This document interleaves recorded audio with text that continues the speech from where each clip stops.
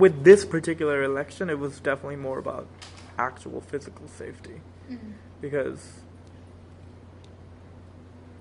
there are immigrants of color in this country who have definitely been shot and killed since the election, since the inauguration 2 months ago. And some of those immigrants were from India. And there's definitely increased hate crimes against queer people all over the nation. But that's only... And I realize that sometimes those things make me feel oppressed and like there's no justice. But there's definitely more other people who are much more directly affected. Right. And in that moment, it was my time to help support those people. And since the election and everything that has followed, in my time as president of ESG as well, it's been very motivating to see the RLM administration actually willing to support students. Because last year there was this dichotomy of like students versus administration. Right. During the anti-racism movement. Yep.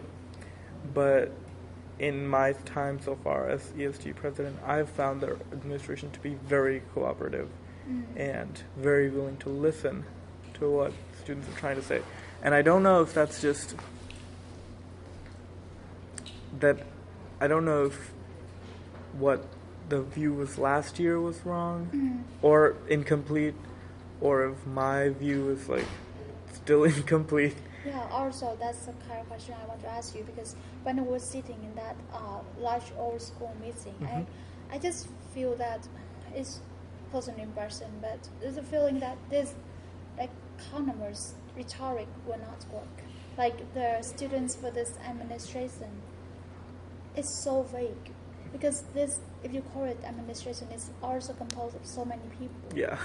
How can you say that they have the same ruling, and especially if that ruling is against the students? Yeah. Right. So, like, how was your experience differed from when you were a student and like now when you are already a president? Like, what experience that you actually encountered that changed your mind? I even last year I was not of that opinion because I had had good experiences with whatever that means, the administration, whatever that is. But I also, there's no reason for me to not believe those students who had had really bad experiences with them, right? Right. With like counseling services or financial aid or admissions. Yeah. We are not them to... Yeah, exactly. So we have to trust them. Yeah, exactly. And so I definitely believe those students. But in my time as president, I've found that if I ask any administrator for something, so far I've gotten a yes. And if I've gotten a no, I've been able to convince them that they need to say yes. So I think the difference for me is that, again, like I said previously, I'm basically practicing this at Earlham, is that the ESG president position has a lot of power. I have access to all these like people in power who are the administration, and I've been able to use that power to do whatever the students who were protesting wanted. So I think that's made me realize that's confirmed for me that is my role in all of this.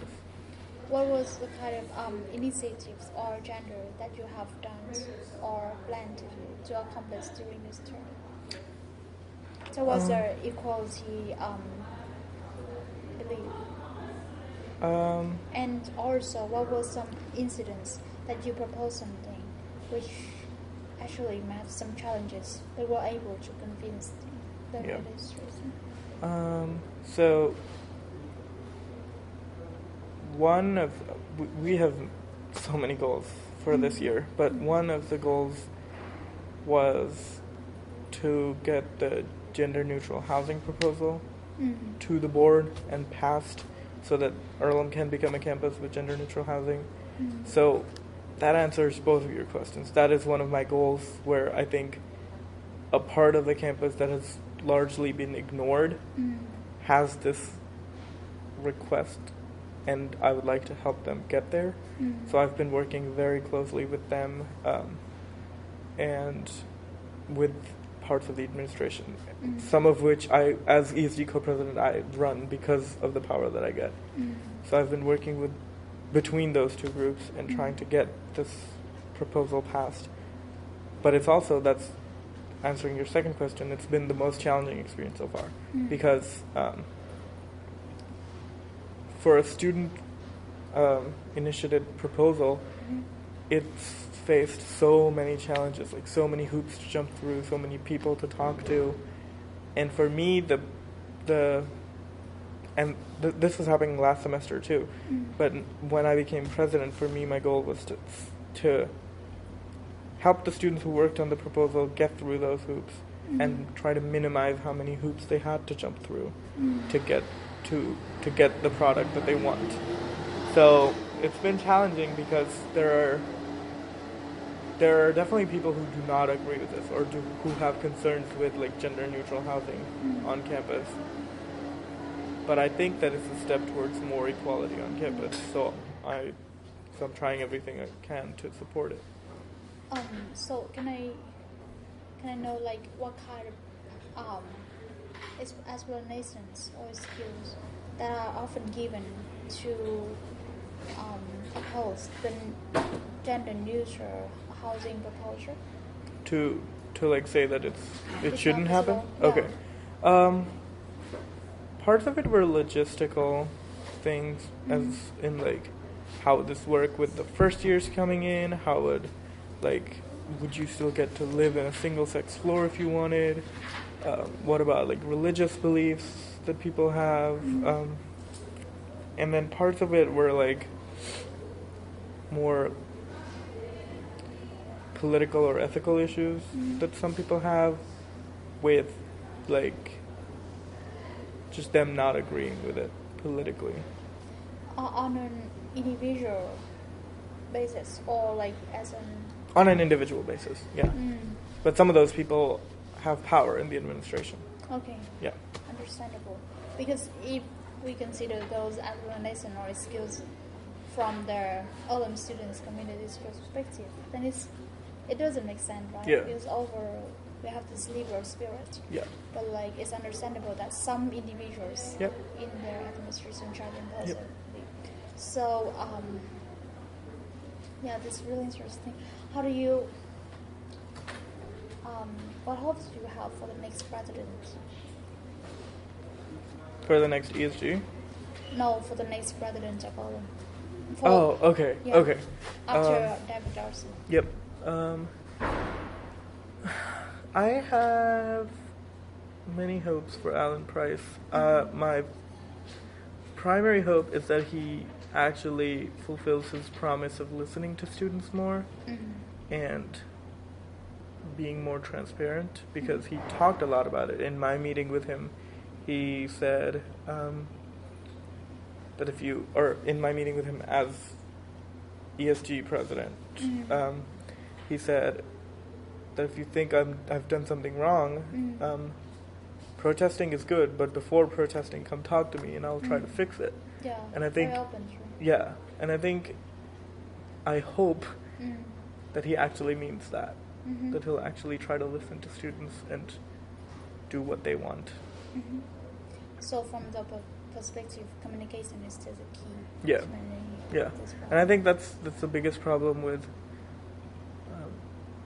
the current administration and David Dawson's administration, is that people distrust them because they don't communicate with people, and I totally understand that.